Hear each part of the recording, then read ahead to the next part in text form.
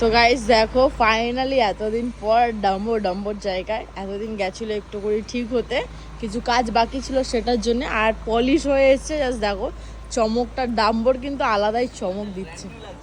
হ্যাঁ, যেদিনকে নতুন ডেলিভারি নিয়েছিলাম পলিশ করার পর পুরো সেম হয়ে গেছে। তো গাইস ভেতরটাও কিন্তু পুরোটাই পলিশ হয়েছে, এত সুন্দরভাবে পলিশটা করা হয়েছে, ভালো লাগছে দেখে।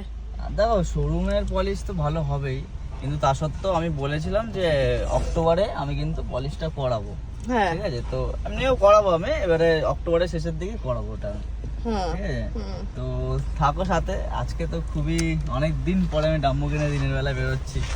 কালকেরই সন্ধ্যেবেলা ওকে নিয়ে এসেছি, তারপর আর আমরা বেরাইনি।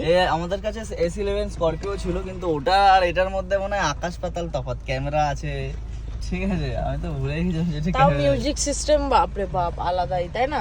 আলাদাই। তো তো গাইস চলো এখন যাই, তারপর